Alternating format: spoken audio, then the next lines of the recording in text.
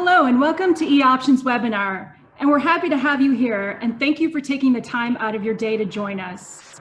We really appreciate it. And we've partnered with the Options Industry Council, or OIC, today to bring you this webinar on understanding the Greeks using delta and gamma. This is the second part of the series. We had one last month on using theta, vega, and rho, also by the OIC and the same speaker. And if you'd like, you can listen to a recording of this prior webinar on our website if you go to eoption.com under resources. And it's by no means a prerequisite for this one, but it's a nice addition if you'd like to learn more about the Greeks. So my name is Gina Bocayas and I'm with eOption. And just to give you some housekeeping items of the webinar, the session today will last approximately 1 hour. And if you have any questions during the webinar, please feel free to type them into the question box. There's a Q&A box on your screen, and our speaker will answer those at the end of his presentation. You'll also see a chat box, but we ask that you not put questions in there because they won't be as readily available to our speaker. But if you put them in the Q&A box, he will definitely see them. And then also after the webinar, if you have any questions about what you learned in the webinar or anything eOption offers, you can reach out to our trade desk at any time and they're happy to answer your questions. So for those of you just joining, we'd like to welcome you to our webinar today on understanding the Greeks, delta and gamma. And to tell you a bit about eOption, as our name implies, we're a brokerage firm that specializes in option trading. And our founder was one of the founding members of the Chicago Board Options Exchange, and he's been an active stock and options trader for over 40 years. He created his ideal trading company that caters to serious traders. And also, eOption has some of the lowest rates in the industry. We're proud to tell you. All stocks and ETFs are commission-free, and options are just 10 cents a contract plus $1.99 a trade. So I'd like to turn our attention now to our speaker, Ed Modla, from the Options Industry Council. We're happy to welcome him back. He's given a few webinars for us this year, and he's one of our most popular speakers. He has over 20 years of experience in the financial industry. He started his career with Hull Trading, where he was an options market maker at the Chicago Board Options Exchange and the Chicago Mercantile Exchange. He then spent many years as an independent trader of stocks, options, and futures. He went on to join MF Global and into the futures brokerage business, and then joined RJ O'Brien. In 2014, he joined the Options Industry Council, where he is today. He's currently the Director of Business Development, where he oversees retail education programs. He also has a lead position in the production of options curriculum for the OIC. And without further ado, I'll turn it over to Ed. Thank you. Thank you very much, Gina. And if you don't mind, I'd like to start with just an audio check. Gina, it looks like I got kicked off of the audio. Do I sound okay? Yes, you do. You sound fine on mine. Okay, it looks like it came back on board then. That's good to know. And thanks for the introduction, Gina. Glad to be back here for part 2 of the Greeks, delta and gamma. As Gina said, I've been in the business for a number of years from different sides, both as a market maker and independent trader, as a broker for a number of years, and over the last 6 years teaching the product. So we'll get into delta and gamma today.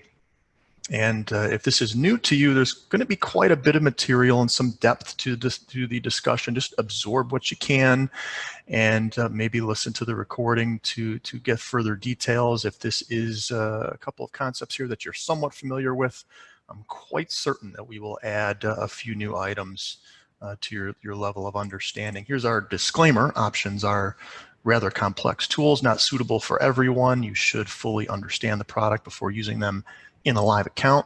And the outline for today, I'll have a few words about Greeks overall and their meaning and what they are. Then we'll dive into delta first, defining delta, asking some questions, and then looking at a hypothetical example. Same kind of thing with gamma definition. Where is it greatest and least? I'll describe what it means to scalp gamma, and then we'll use a quiz and that'll test your knowledge as well.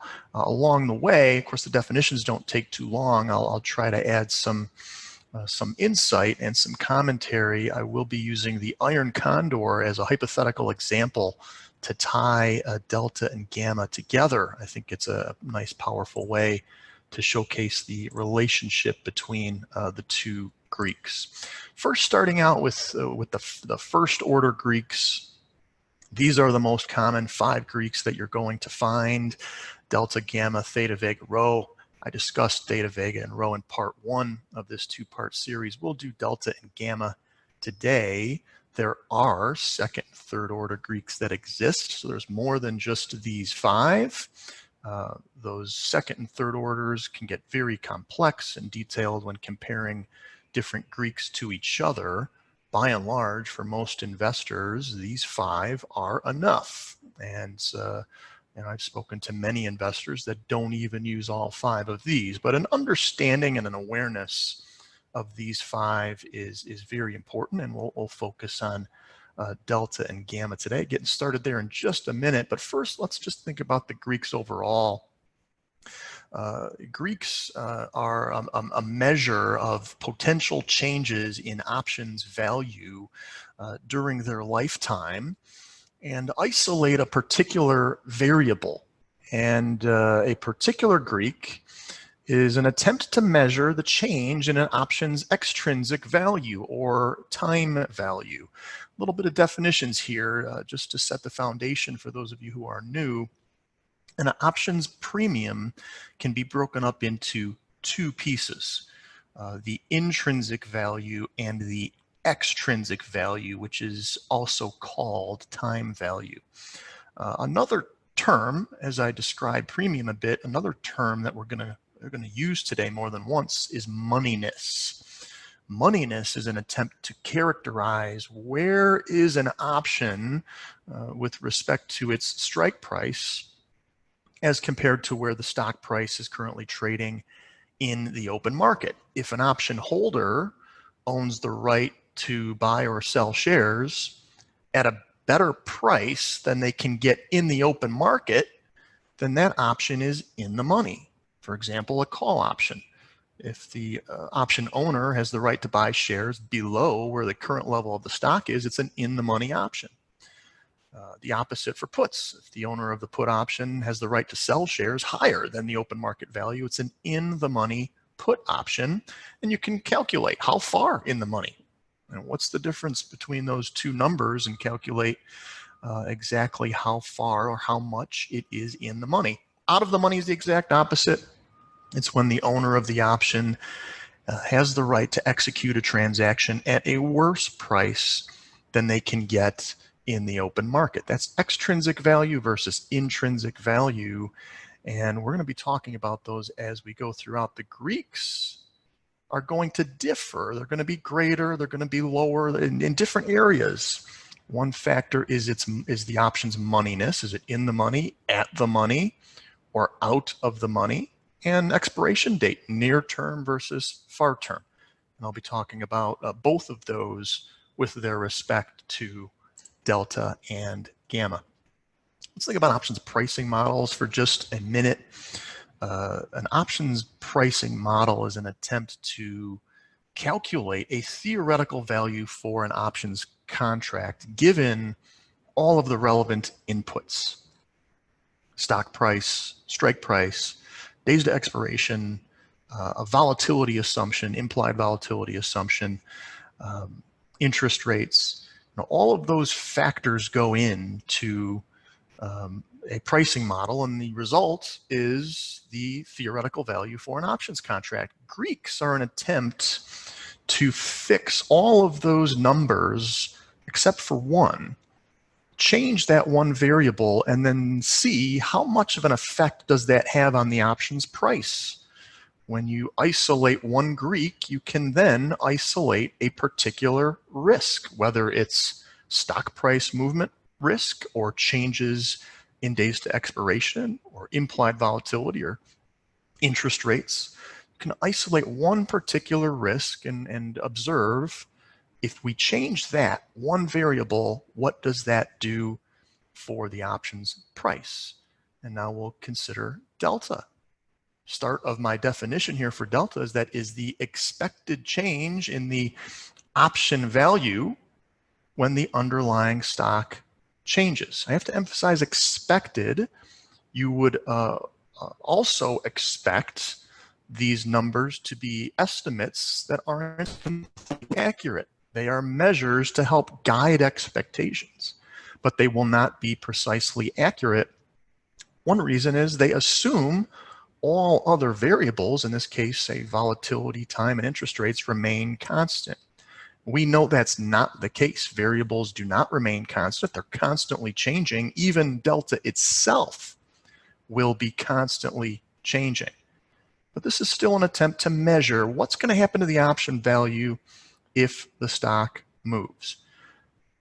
Now, one thing I always say about the Greeks is if an options investor is evaluating the price of the contract, whether you're buying or selling, if you're thinking about the price, where might you need the stock to go to be profitable? Does it look expensive to you? How much time is left?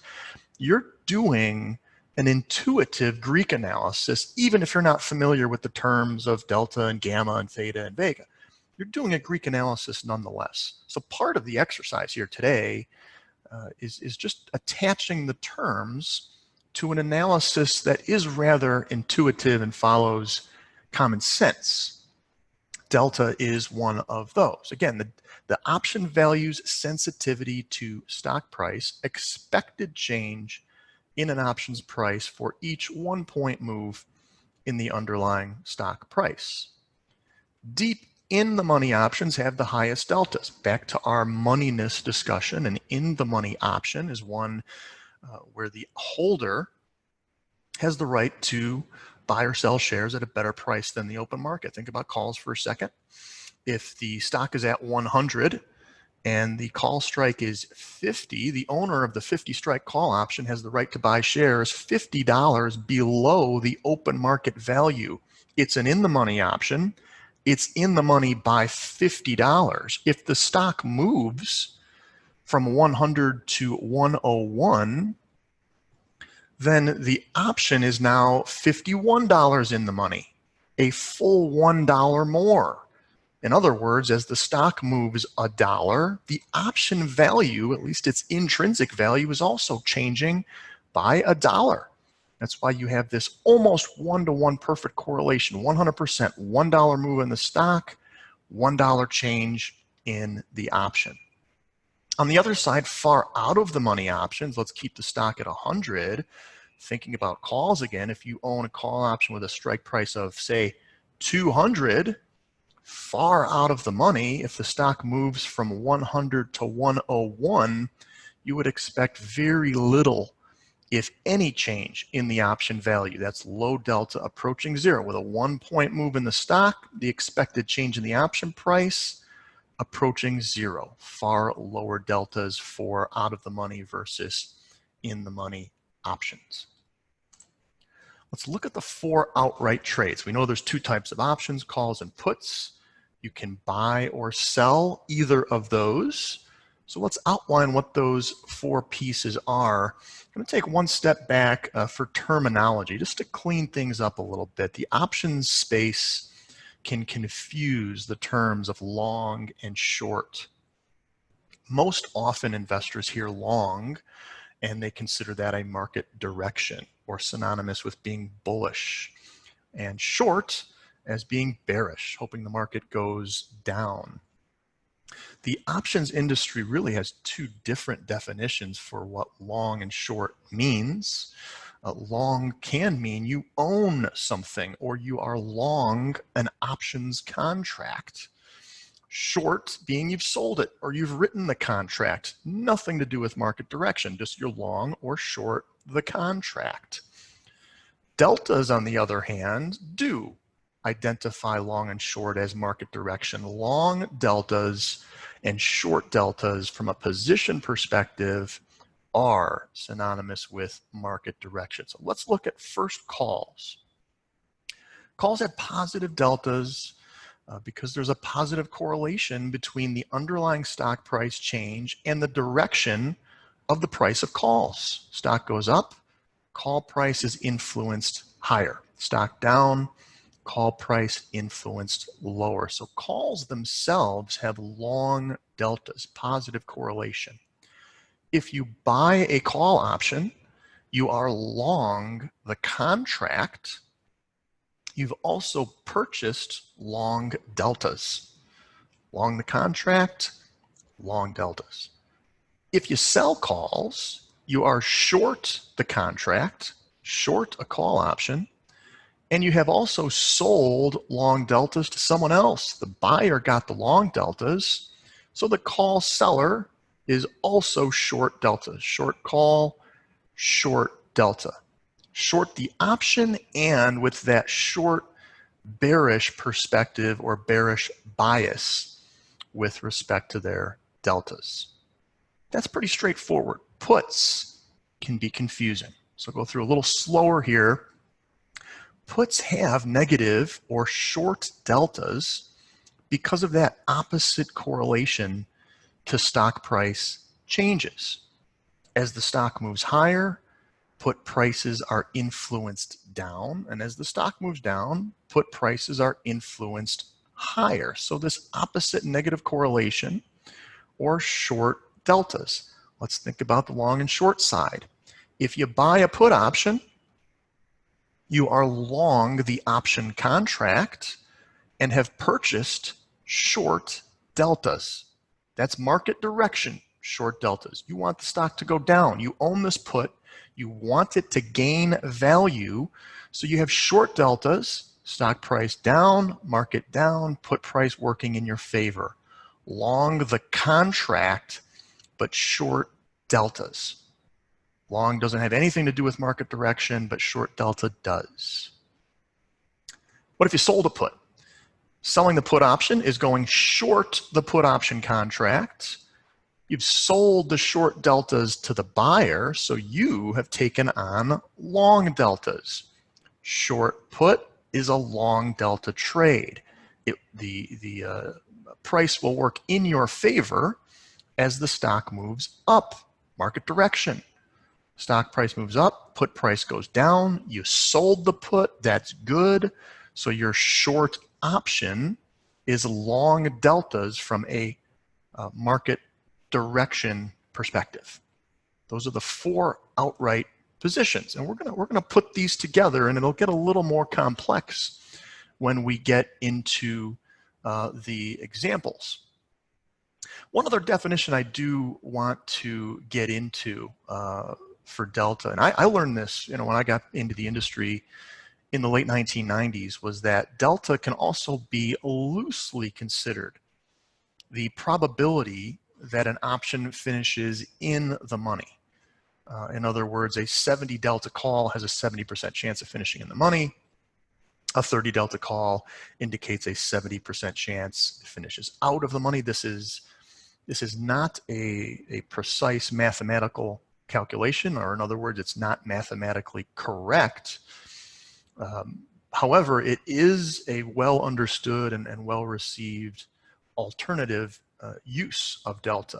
And I bring it up because some investors may think of this definition to help guide them to a strike price selection.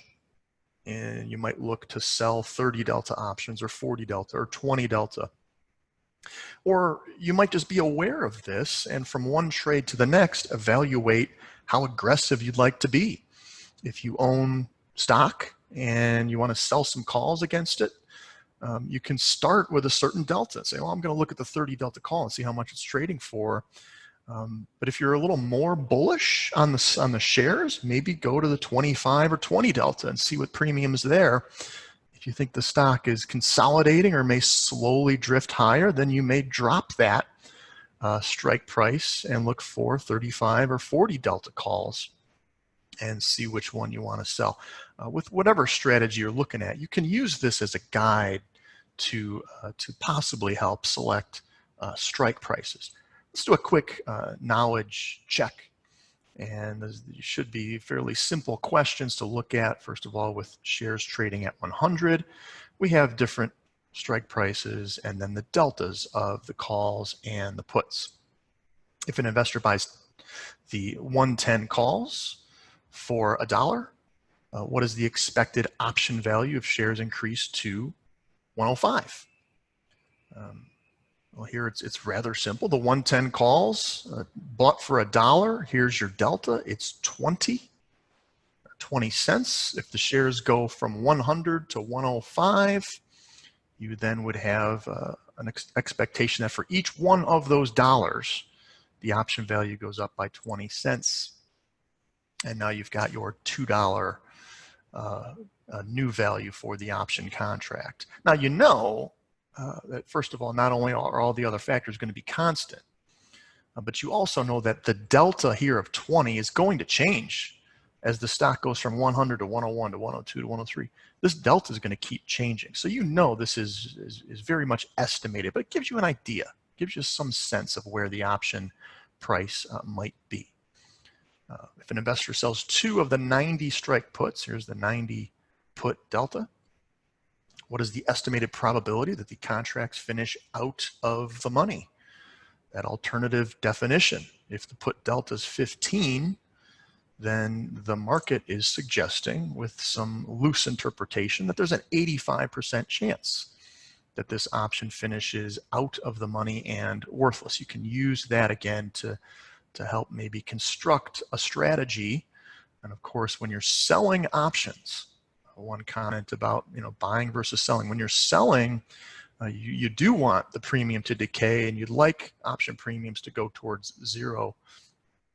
When you sell them, you also need to make sure the premium you're receiving is worth your while. It's worth selling this option and taking on these obligations because the premium is enough to make it worth my while. You have to consider that as well. Now, here's another example. We're going to make a spread here. If an investor buys the 100-110 call spread, so buys the 100 call, sells the 110 call for $3.20, what is the expected value of the spread if the shares increase to 105? $5 move higher. And this is going to be simple arithmetic. The 100 call is 50 delta. The 110 call has a 20 delta. Now to give a further explanation, we bought the 100 calls. That's a long delta trade. We sold the 110 calls. That's a short delta trade. So we're long 30 deltas here. And if the stock goes up by $5, 30 cents times 5 would give you $1.50. And that leaves you with $4.70 as your expected spread value. Now, spreads are a way to mitigate risks. You mitigate your costs. Sometimes, and in this case, you maximize potential gain. But it's a way to minimize risks while giving up some potential in another way. In general, that's what spreads allow you to do. Now, I do want to look at an example, and this is going to be the Iron Condor trade. I'm going to bring the Iron Condor up a few times here and follow this trade both from a delta and a gamma perspective, because I think it really does tie it together really nicely. So for those of you not familiar, the Iron Condor trade is simply selling 2 vertical spreads. You're selling a put spread, selling a call spread, and the strikes you sell are the more expensive or the interior strikes, and the strikes you buy are the wider, less expensive strike prices. So the investor executes an Iron Condor trade selling the 80-90 put spread. That means selling the 90 put, buying the 80 put, and selling the 110-120 call spread, selling the 110, buying the 120. What is the delta of the call spread? Selling the 110 is a short delta trade, short 20, buying the 120s, long delta. So short 20 and long 5 leaves you with short 15. What about the put spread? What's the delta of the put spread? In pieces here, selling the 90 put. Remember, selling the 90 put, we're short the contract. Puts have short deltas, so we're selling those short deltas to the buyer. Selling a put is a long delta trade, long 20. Bought the 80 put, which means we're picking up 5 short deltas. Add those 2 together, and you have long 15. What's the delta of the iron condor? You're simply adding it all together. Take all of the positions in the portfolio or the position and add them together, and you're coming down to 0. For those of you familiar with iron condor, it's a neutral strategy. You don't want the stock to move in either direction. You're trying to capitalize on lack of movement, consolidation. So it would make sense that you don't have a delta position when you execute the iron condor. You're not bullish or bearish, meaning you don't have long deltas, which would be bullish. You don't have short deltas, which would be bearish. You have no deltas, 0. And when you combine these options together, that is exactly what you have, 0 deltas, consistent with your strategy. Now, we know that that can change, and that will change if market circumstances dictate it. And here's what we're going to do. 30 days later, the stock has risen and is beginning to test the short call spread. Shares are now up to 108. 15 days to go. Stock's up to 108. What's the delta of the call spread? Look, same arithmetic, short 35. We sold the 110 calls. That's short 40 deltas. We bought the 120 calls. That's long 5. That's short 35 deltas together. What about the put spread? Well, the stock ran higher. Put spread deltas went to 0. So there's no deltas at all there. What's the delta of the overall position? Just add them all up, and we are now short delta. So we started with 0 deltas. That's what we wanted. Ended up with short 35 deltas. The stock went higher, and our deltas got shorter. Now, we know short delta is directional. We're short 35. Think back to what the iron condor was trying to do. The more the stock runs higher, the worse this gets for us. We now have a bearish position. We want the stock to retreat back down towards the 100 level where it started. And again, logically, that makes sense. When you have an iron condor, you want the stock to stay where it is. If it runs in one direction, it's going to be painful if it keeps going in that direction. If it retreats back to where it started, that's when it starts to work out for you. So delta has changed here, and it changed because the stock moved. Be very helpful to at least have some estimate or some way of predicting what might my new delta be if the stock does make moves, not just with the iron condor, and we will look at an example of iron condor here with Gamma, but how much is the delta going to change when the stock moves? That's what Gamma is. Gamma is delta's sensitivity to stock price. As the stock moves, what happens to the delta of the option? Not the price of the option. What happens to the delta of the option? Does it go from 50 to 60, from 50 to 0, from 20 to 100? What happens to the delta? That's what Gamma is trying to measure. The anticipated change in the delta of an option when the stock moves $1, expressed in simply a decimal form. It's the adjustment, or some people might say the acceleration of the delta of an options contract. Let's look at Gamma first. Before we get to examples, let's look at it first from a moneyness and expiration perspective. Gamma is greatest for at-the-money options, or those closer to expiration. Let's take a look at the graph here, and I'll explain both of these. They're tied together. They're not different graphs. One explains the other. Stock's at 60, strike price of the option is 60, and here's your Gamma highest for at-the-money options. As the stock moves up, the Gamma starts to decrease.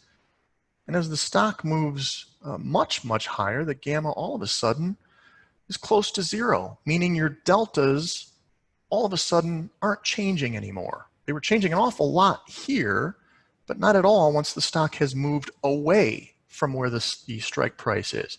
Same thing in the other direction. If the stock sells off, the Gamma, or your change in delta, begins to decrease.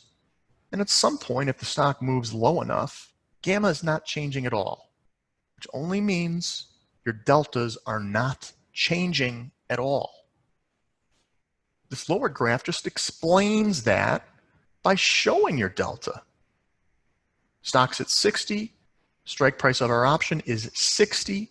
Here is your 50 delta. You're at the money 50 delta. As the stock moves higher, you can see the slope of this graph here. Your delta is changing from 50 to 60 to 70, maybe back down to 60. On the downside, it's moving from 50 to 40 to 30. It's a high slope here in that 50, 60, 40 level.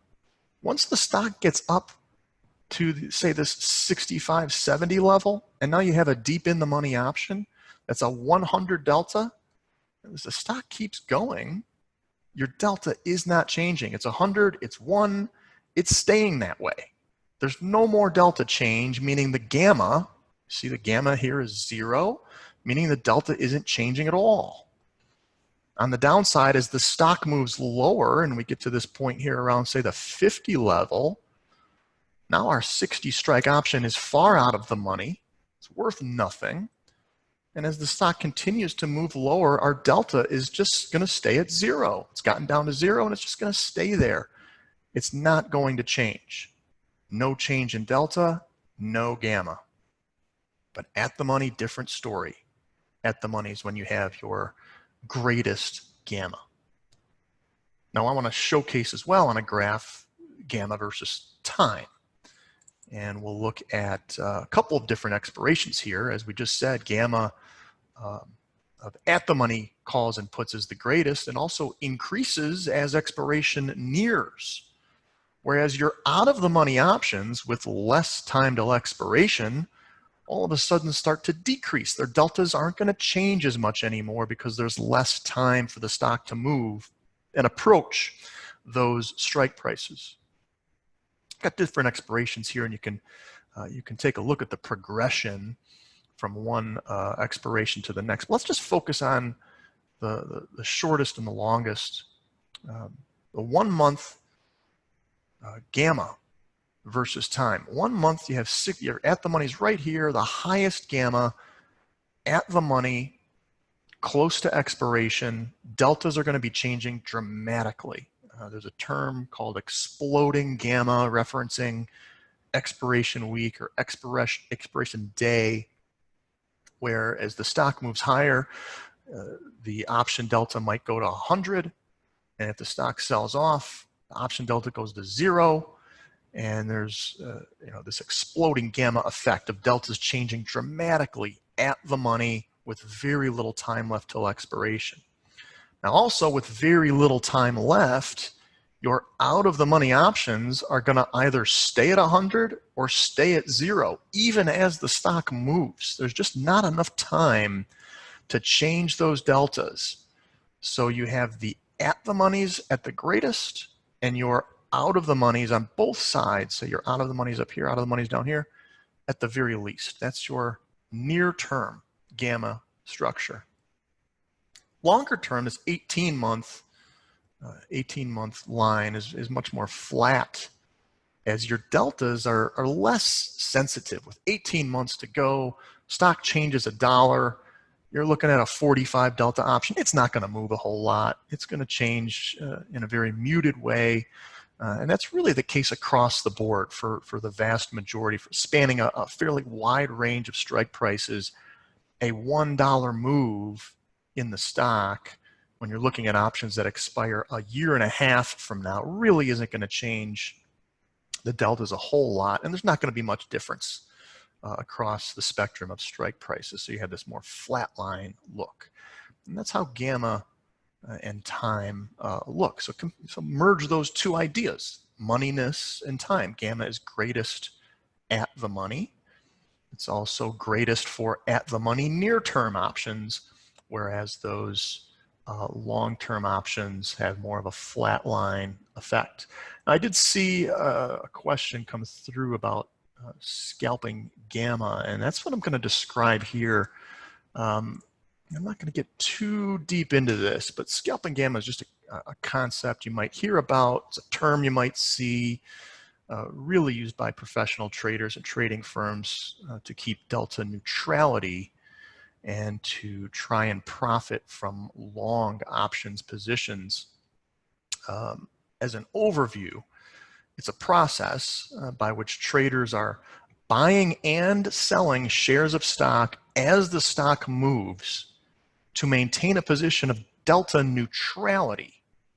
And as they're buying and selling shares, if they do that enough times, they will eventually witness that they're buying at lower prices and selling at higher prices. And if they can keep doing that over and over again, they are effectively scalping stock. It's really what they're doing, is scalping stock, but they're doing so through the means of gamma and delta. As the stock changes, the delta changes. That's what gamma is, the change in delta. And as the change in delta of the option occurs, more shares of stock are either bought or sold. And the profit or loss from these shares is the scalp. And maybe it's helpful just to put some very generic example to it. We know at the money options have a 50 delta. So let's say you're an investor and you bought 10 at the money calls. You bought 10 options, they each have a 50 delta. That's 500 deltas that you bought. You bought calls, so you're long deltas, 500 of them. To be delta neutral, you would then have to sell 500 shares of stock. Now, stock, of course, just have a delta of 1. Stock, the stock price changes 1 for 1 with itself.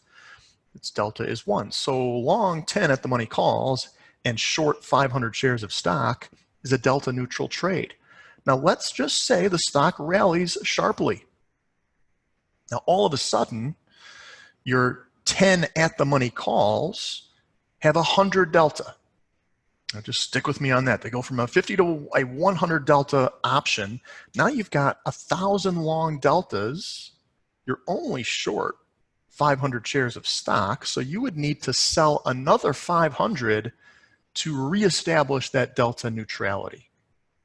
The third and final piece to this, stock sells off in the other direction, goes below your strike, and now the option delta goes to 0. You own 10 calls, but there's no delta to them at all. You're short 1,000 shares of stock. You would then need to buy 1,000 shares back to reestablish delta neutrality. You bought 10 calls, and that's all you did with the options. On the stock side, you sold 500, you sold 500 again higher, and then you bought all 1,000 back much lower. You capitalized on the shares. That's what the scalp is all about, driven by the changes in delta, which are identified by gamma, and that's why it's called scalping gamma, but you're really scalping shares of stock. I would say this really is a professional technique. It sounds wonderful the way you think about it, but it is rather difficult, and it does take a lot of experience and market savvy to know just when do you reestablish your delta neutrality. That's the name of the game when you do this. If you start to re-hedge too early, you're giving up the opportunity to let your deltas work in your favor. If you're too greedy and you don't capture the reestablish of delta neutrality in time, market moves in the other direction, you've completely lost your opportunity to scalp. All the while, you have long options. You can only do this with long options. So while this is going on and while the stock is moving, while time is passing, you are suffering from time decay. You have to scalp shares enough in a great enough magnitude to recover from all the time decay that you will be experiencing from the long options position. And real quick, a little more on that. If you were short an option, remember your deltas are moving in the opposite direction. When you're short an option, you're short gamma. That's just what your position is. So when you sell an option and then you establish that delta neutrality, as the stock moves and you keep reestablishing delta neutrality, you're scalping for losses. That's just the opposite of my first description. Instead of scalping for gains, you're scalping for losses. So you can imagine, and having been through this for many years, back in my professional days, as stressful as it can be to manage a long gamma position where you're trying to scalp stock to recover and profit and overcome time decay, it can be a heck of a lot more stressful to be short options, delta neutral, because every time you read that position, it's a loss. And if you don't rehedge and the stock keeps going in that one direction, that loss gets worse and worse. So it can be a pretty stressful endeavor. I think a pretty good description and useful from an educational perspective, but I wouldn't expect too many individual investors to employ this, rather just understand what it means, because I do think it's enlightening. Let's do a knowledge check on Gamma. Then I'm going to get to that iron Condor again, and that's how we'll finish up today. Shares trading at 50. We've got 10 days to go. Strike prices. We have just calls here. Call Delta, call Gamma. No puts, no premiums. Just call Delta, call Gamma. If an investor were to buy the 50 calls and the shares increase by $1, what's the new delta? The delta is 51. Stock goes up by $1. Gamma is predicting that the new delta is going to rise by 12 or up to 63. Simple arithmetic. Nothing too difficult about that. If an investor was short the 50 calls, stock trading 50, short the 50 calls, share price goes up to 52, is the new position after that move an increase or a decrease in Gamma? Are you left with more Gamma or less? And this goes back to one of the first things that I had said, Gamma is greatest at the money. You can see that here in the chart. Stock 50, your Gamma is greatest at the money. It drops off in either direction. So if the share price increased, then it moved away from our strike price, which means our Gamma, the resulting Gamma, actually would have decreased because the option is no longer at the money. It would, in this case, be slightly in the money. And the last question is a couple of pieces, but back to that scalping Gamma technique, just to test your understanding of that. If a trader was long 10 of the 52 calls, here's the 52 calls, here's the delta, here's the Gamma. If a trader was long 10 of these 52 calls and it was delta neutral, shares increased from 50 to 51, you get a $1 move.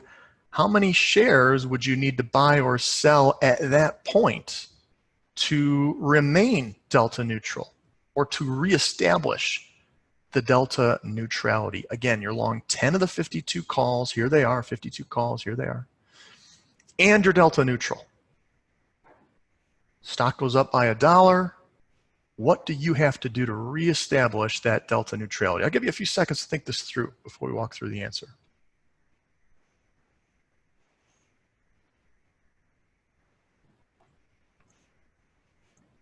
You may or may not have done the math on this, but at least hopefully thought it through.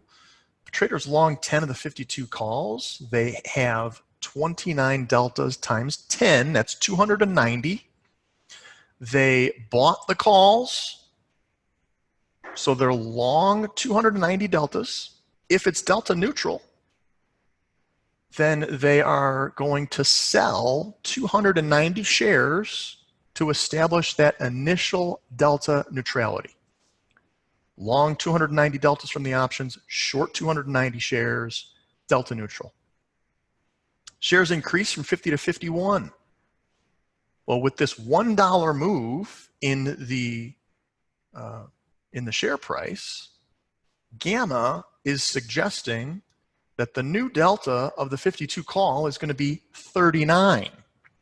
We're long 10 of them. So our long net deltas went from 290 up to 390.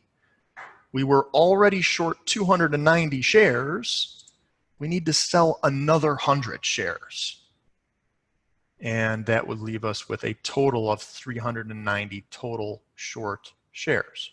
Now just, again, to take that one step further, let's just say immediately the shares go back down from 51 back down to 50. And the delta of the call goes back down from 39 to 29.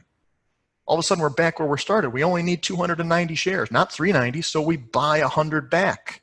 We sold 100 at 51, we bought 100 back at 50.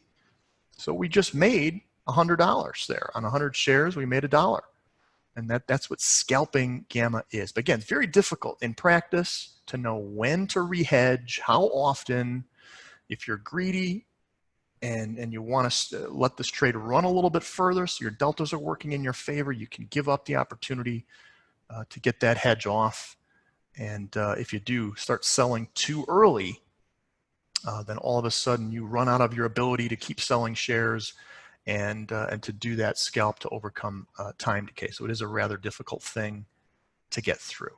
Let's go back to our iron condor. We did this earlier, and I'm not going to make this too difficult. I'm not going to talk numbers here, even though I've got numbers on the screen. I just want to talk gamma from a perspective, so we can tie gamma to iron condor. And just, this slide is really just this slide and the next one. This is how we're going to finish up. There's a lot here, and it might be difficult to totally absorb. Just try and stick with me on this. We have back to our trade, short the 80-90 put spread, meaning sold the 90 put, bought the 80 put, short the 110, 120 call spread, short the 110s, long the 120s. What is the gamma of the short call spread? Is it a long or short gamma trade?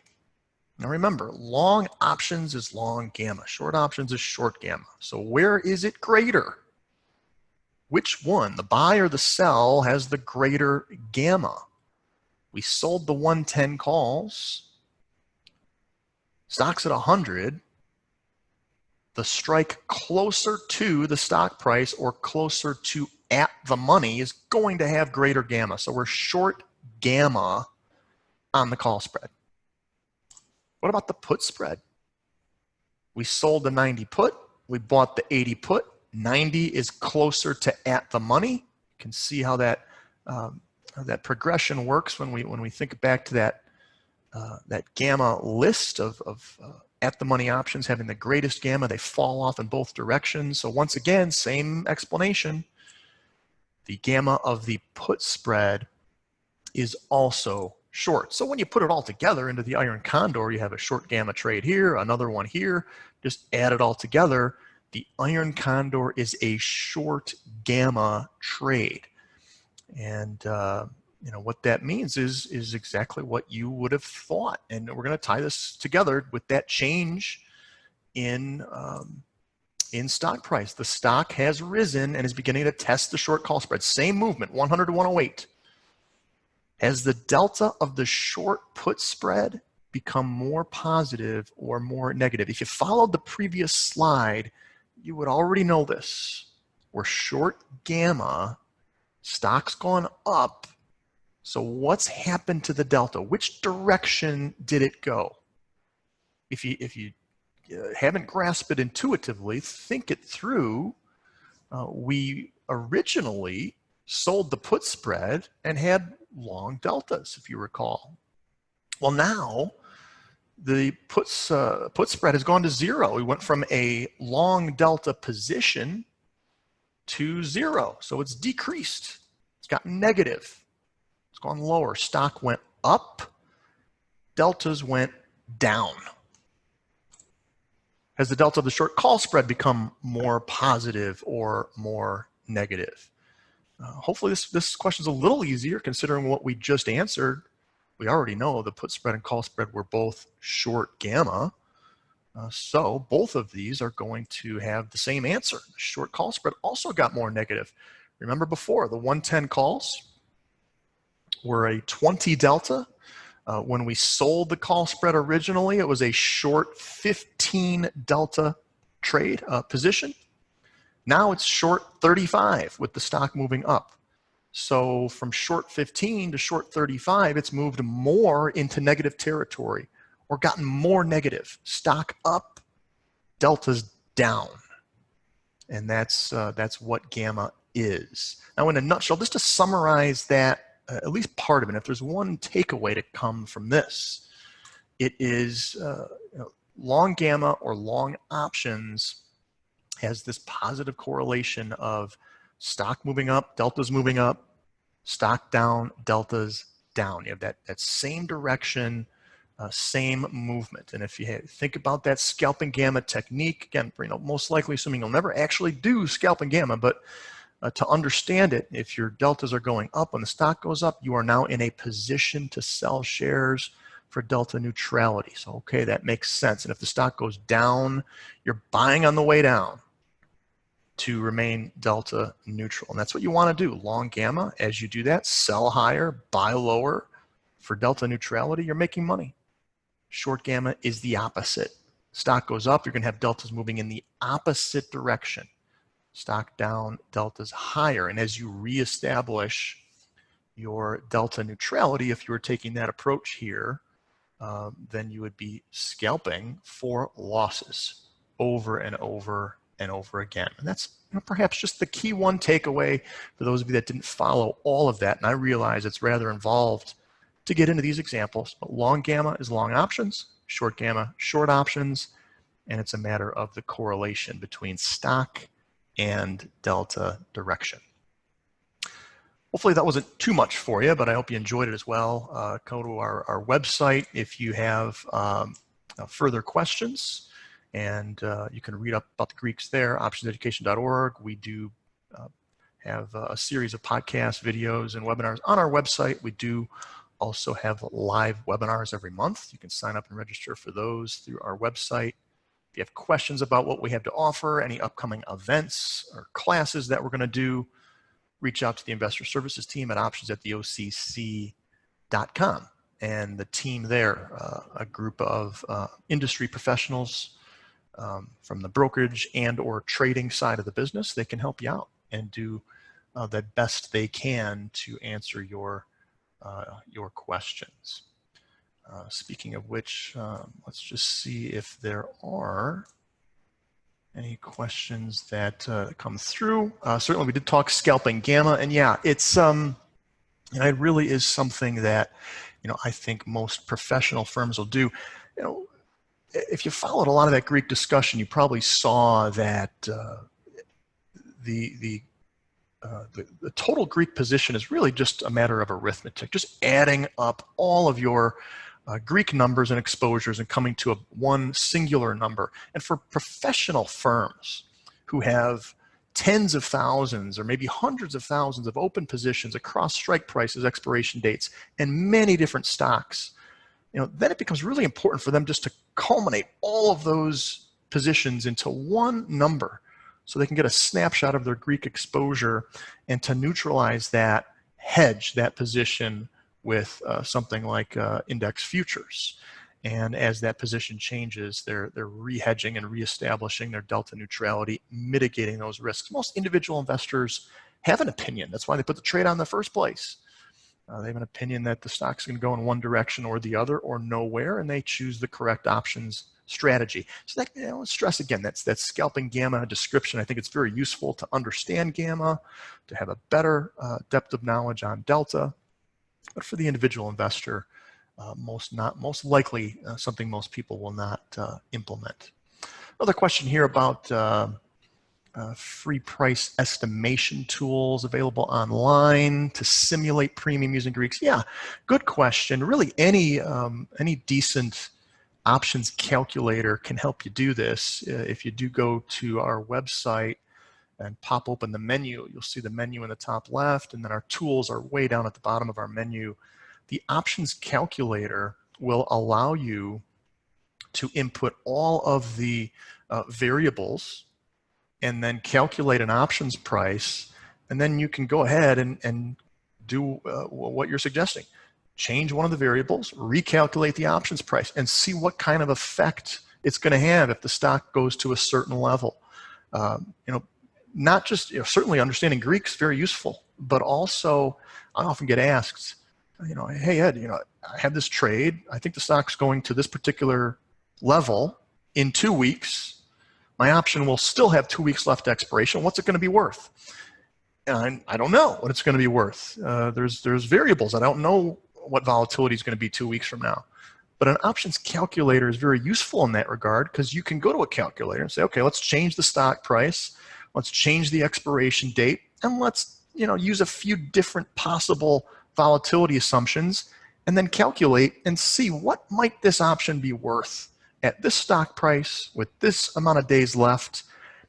I know I'm not sure where vol is going to be, but maybe I'll just use a few different levels to see what the option might be worth.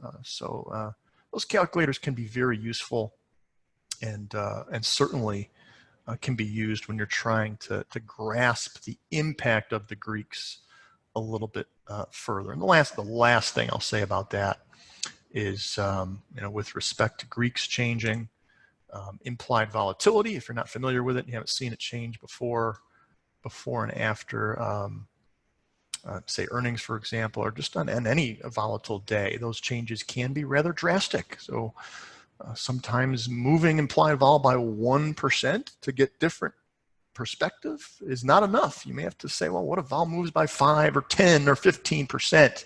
What's that going to do to the option? And that can give you a better estimation of future values.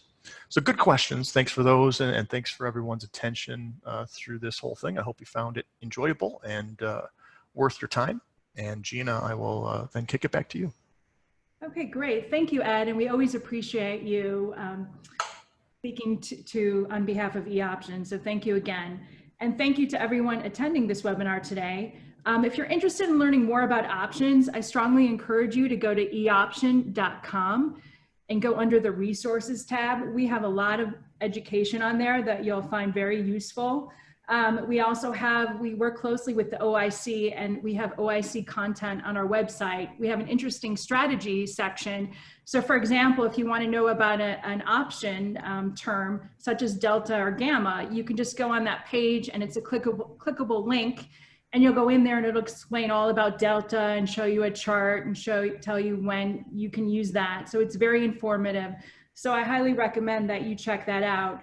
Also under resources at eOption.com, you'll see our past webinars on there, and including the one that Ed gave last month on the first part of this series on theta, vega, and rho. You'll find that there, as well as many other ones that we've done over the years.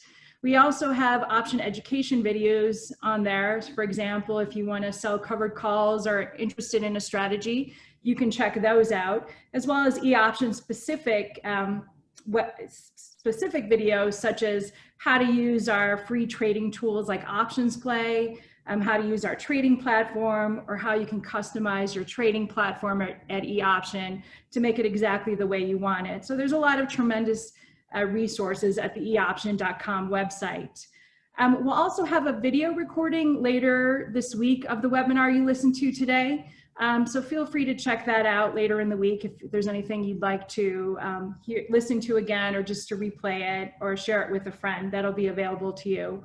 And also want to stress eOption, we have many benefits we can offer you: a powerful trading platform, live expert support, free trading tools. But we do also offer one of the lowest rates in the country to buy and sell option contracts. It's just 10 cents per contract plus $1.99 per trade. And then all your stock trades and ETFs are commission free, or zero commission now at eOption. And last, if you want to like us on Facebook, just go to Facebook and like eOption. You'll get advance notice of our webinars, and that also includes trading tips, market updates, and interesting articles on the market. So thank you again, Ed, and thank you everyone for attending this webinar, and we look forward to seeing all of you on a future date. Thank you.